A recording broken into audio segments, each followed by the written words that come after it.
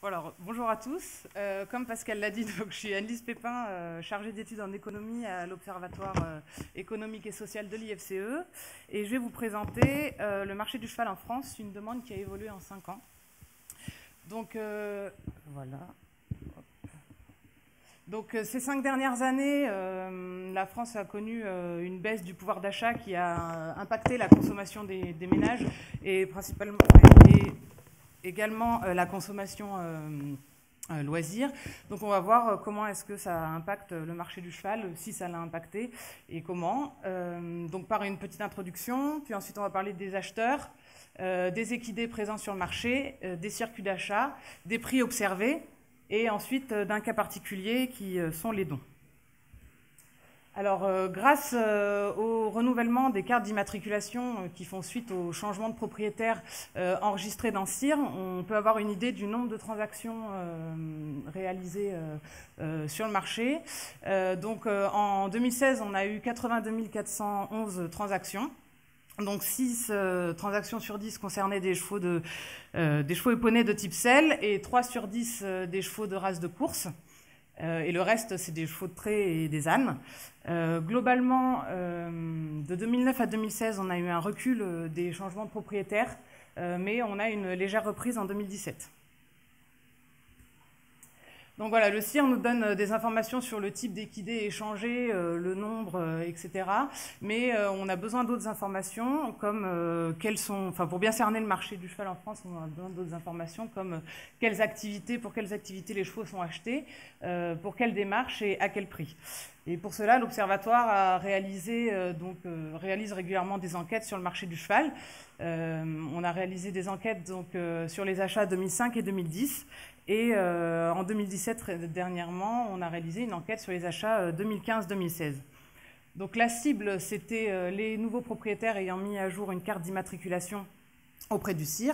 On a envoyé 15 000 courriers envoyés avec un questionnaire qui était pratiquement le même que 2011 pour pouvoir avoir les tendances entre 2011 et 2016. Donc en janvier 2017, selon un échantillon aléatoire.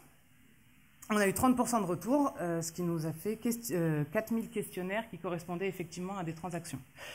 Sur les points marquants, on a réalisé en plus des enquêtes qualitatives par téléphone pour approfondir ce qui nous avait marqué et avoir un petit peu plus d'informations qualitatives. Donc sur la période étudiée, le CIR nous donnait un chiffre de 85 000 renouvellements de cartes d'immatriculation, auquel, en fait, grâce à l'enquête, on a pu voir qu'il y avait 12% de ces renouvellements qui n'étaient pas liés à une transaction qui avait eu lieu pendant la période. Donc c'était des renouvellements tardifs, donc des chevaux qui avaient été achetés il y a longtemps et dont la carte d'immatriculation avait été mise à jour que plus récemment, ou alors des dons. On reviendra sur la partie dons à la fin, parce que c'est un peu particulier. Voilà, donc si à ces 85 000 renouvellements, on enlève 12% qui ne sont pas des transactions, on a donc 74 000 transactions qui vont être étudiées. Au niveau des acheteurs présents sur le marché du cheval, donc en 2016, on a 40% des achats qui ont été effectués par des professionnels. Donc les professionnels, c'est surtout des centres équestres, des éleveurs, mais on trouve aussi des entraîneurs, des salariés des structures équestres, etc. Suivant les activités, on a plus de professionnels suivant l'activité du cheval. On a 67% des achats en course, par exemple, qui sont effectués par des professionnels contre 33% en sport loisir. Et ensuite, donc en 2016, on a eu 60% des achats qui ont été effectués par des particuliers. Et 20%, dont 20% étaient en fait des premiers achats pour les amateurs. Pardon. Donc si on regarde l'évolution par rapport à 2011, ce qui est flagrant, c'est l'augmentation des achats effectués par les professionnels. Mais par contre, quand on regarde uniquement les amateurs, en fait, la part du premier achat chez les amateurs, elle reste stable. Ça ne se voit pas sur le graphique, parce que globalement, on a moins d'amateurs, mais quand même, la part du premier achat reste stable. Au niveau des activités prévues pour les chevaux qui ont été achetés, on a une grande majorité des chevaux qui ont été achetés pour du sport loisir, qui correspond, donc y compris l'activité, quand on parle de sport loisir, y compris l'activité enseignement en club hippique, etc. Donc ce qui correspond à 50 000 transactions, donc 68% des chevaux. On a 13% des chevaux qui ont été achetés pour une utilisation en course, donc 10 000 transactions, et 12% des chevaux qui ont été achetés en élevage, donc 9 000 transactions. On a 2% des chevaux qui ont été achetés pour du travail, sont des chevaux de travail, et 5% qui vont avoir aucune utilisation, qui sont des chevaux certainement retraités ou inutilisés. Et par rapport à 2011, globalement, on a un léger recul des achats pour le sport loisir. Alors, au niveau des activités en sport loisir, des chevaux, donc des 50 000 transactions qu'on a vues en sport loisir, en 2016, on avait 40% des chevaux qui ont été achetés pour une utilisation en compétition, 37% des chevaux qui ont été achetés pour des activités polyvalentes sans compétition, donc y compris des activités d'enseignement, et 23% des chevaux qui ont été achetés pour une activité promenade. Alors c'est vraiment activité d'extérieur uniquement, promenade, randonnée. Voilà. Donc par rapport à 2011, on a une augmentation de l'usage en compétition et une augmentation de l'usage des activités polyvalentes qui est surtout due en fait à l'augmentation de l'usage en enseignement. Voilà, et une diminution des personnes qui achètent un cheval, enfin plutôt des chevaux qui sont achetés uniquement pour faire de la promenade ou des activités extérieures. Si on zoome un petit peu plus sur la compétition, on a plus d'un achat sur deux qui sont réalisés pour faire uniquement du concours de saut d'obstacles, et plus d'un achat sur deux aussi qui est fait pour un niveau amateur, et 3 achats sur 10 pour un niveau club. Alors, ensuite, on a posé la question des formes de pratique pour les chevaux achetés. Est-ce que les chevaux étaient achetés pour être travaillés, montés, ou à pied, ou attelés, ou tout en même temps? Ce qui est marquant, c'est qu'on a 24% des personnes en 2016 qui nous ont répondu qu'ils avaient acheté le cheval pour le travailler à pied et monter et à pied, pardon, alors que c'était négligeable en 2011, on n'avait que 3% des chevaux qui étaient achetés pour ça. Donc on a voulu creuser pour savoir un petit peu ce qui se cachait derrière ces personnes qui nous répondaient qu'elles avaient acheté le cheval pour le travailler à pied également. Et en fait, il se trouve qu'il s'agit globalement, majoritairement, d'une nouvelle approche de la relation avec l'équidé, que ce soit pour le travail ou pour le loisir. Alors pour le travail, les personnes parlent de respect, que ce soit à la longe ou à pied, de meilleur respect, que le cheval respecte mieux, de meilleur apprentissage, voilà, avec des exercices qui vont être travaillés d'abord à pied pour être réalisés montés ensuite.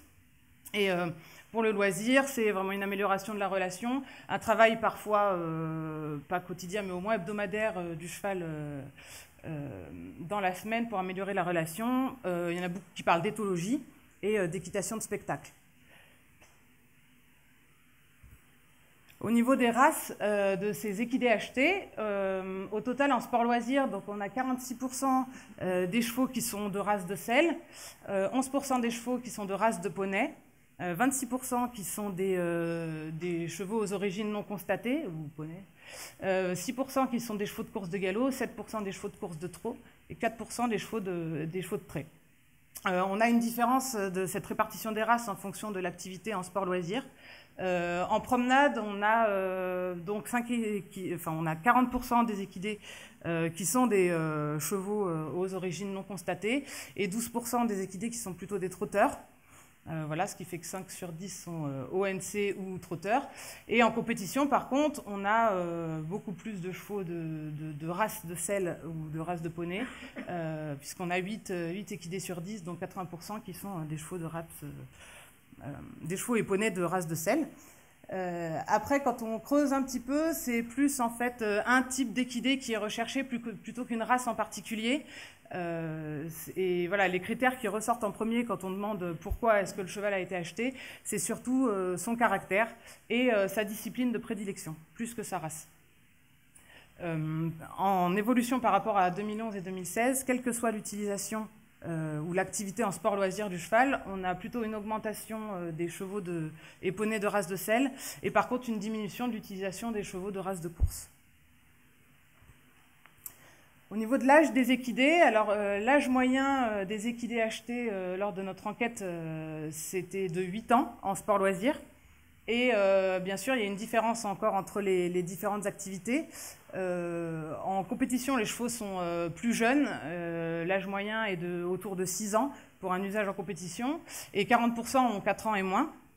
Pour les activités polyvalentes sans compétition, avec l'enseignement inclus dedans, l'âge moyen est de 8 ans, avec la moitié des équidés qui sont âgés donc de 8 ans et plus.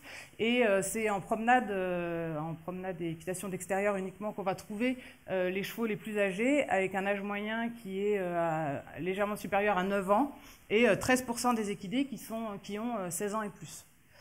Donc si on regarde l'évolution par rapport à 2011, on a en fait une augmentation de l'âge moyen des équidés achetés pour le sport loisir, qui est due à une diminution des chevaux de 3 et 4 ans.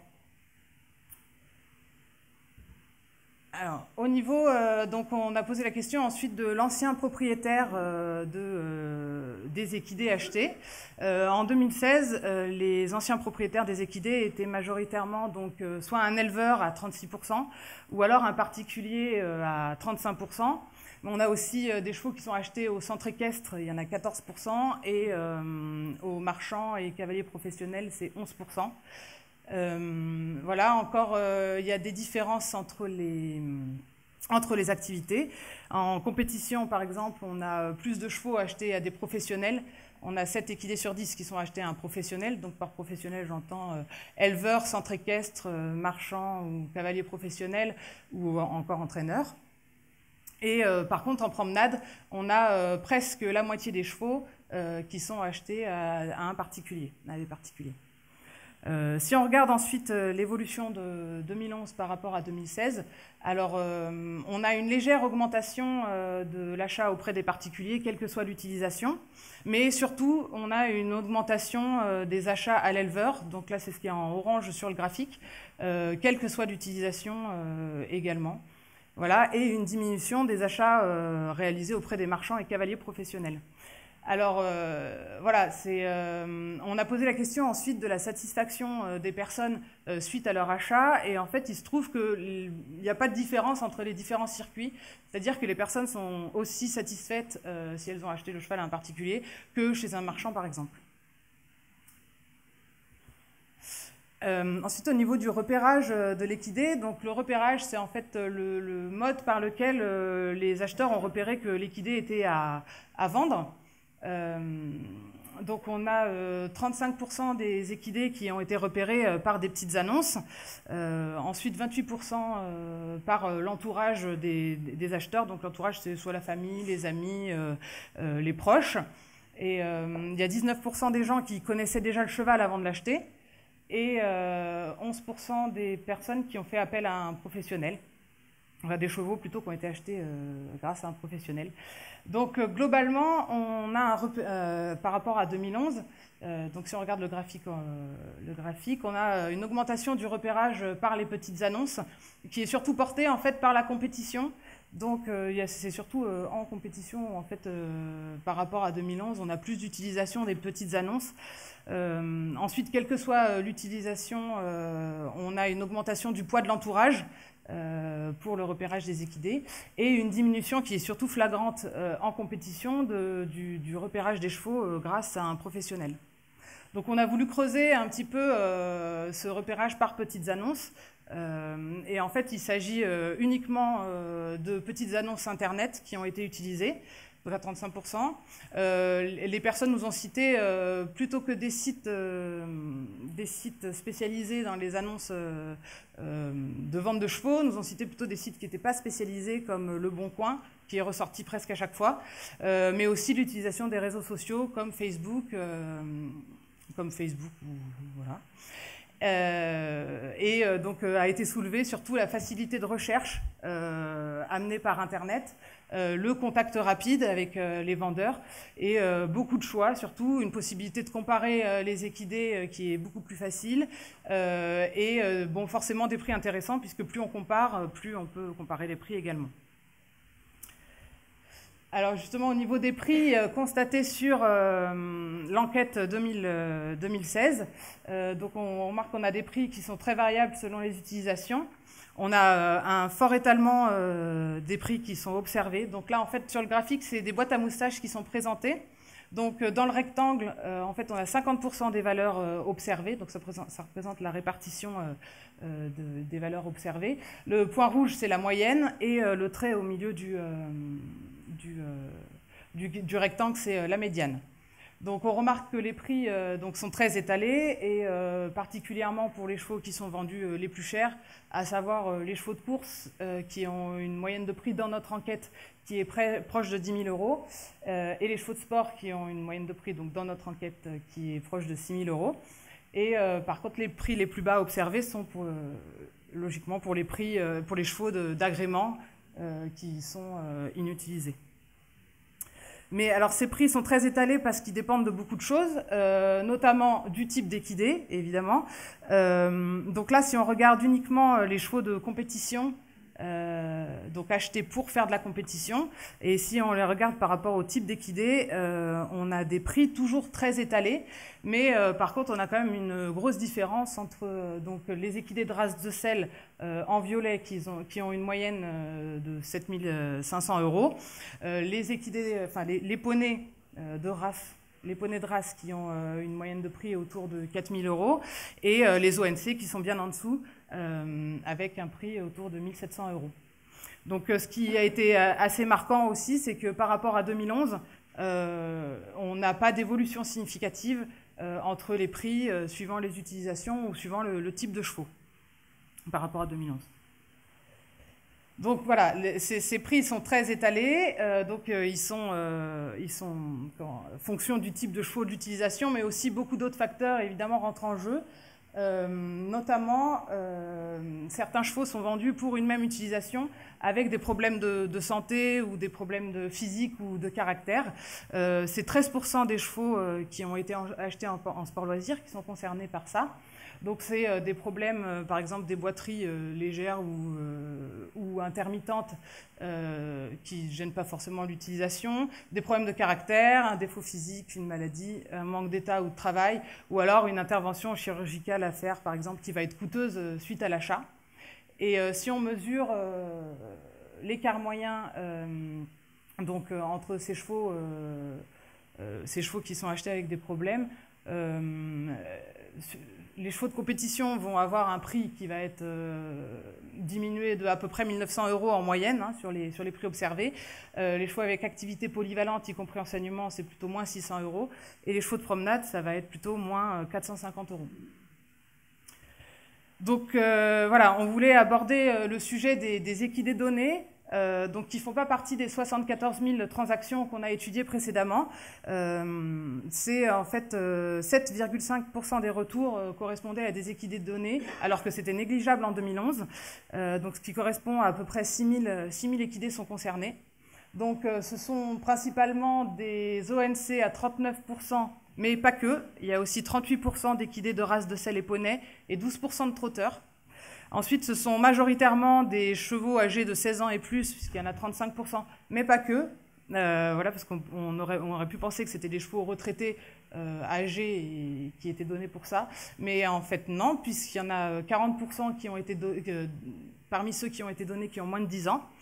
Et ensuite, on pourrait penser aussi que c'est des chevaux qui vont être inutilisés et inutilisables. Et en fait, oui, puisque 40% sont destinés à aucun usage en particulier, mais pas que non plus, puisqu'il y a quand même 50%, donc un équidé donné sur 10, qui va être destiné aux loisirs et un petit peu au sport. Alors, pourquoi est-ce que ces équidés ont été donnés? Donc, on a voulu creuser ça également.